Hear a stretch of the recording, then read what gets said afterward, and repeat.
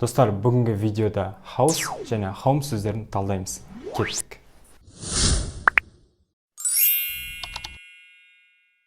Екі сөзде қазақша үй деп аударылады, бірақ мағыналары екі түрлі. You can buy a house, but not a home. House бұл жай ғимарат. Бұл жерде ешқандай да эмоционалды мағына бермейді. Синонимі building. Көбіне house деп онша үлкен емес, қарапайым үйді айтамыз. Ал егерде үй үлкен ғимарат болатын болса, онда mansion немесе penthouse деп атаймыз. Welcome to my house. Мысал келтірсек, I live in a big house. Мен үлкен үйде тұрамын. Those houses are beautiful. Анау үйлер әдемі. Home бұл сіздің өмір сүретін жеріңіз, яғни ғимараттың ішкі бөлігі.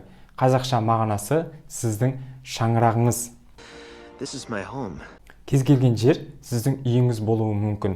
Жер үй, пәтер немесе времянка. Мысалы, I miss my home. Мен үйімді сағындым. This apartment is my new home. Бұл пәтер менің жаңа үйім. Достар, егерде видео сабақ ұнаған болса, астына лайк басып, коммент қалдырайық. Келесі кездескенше.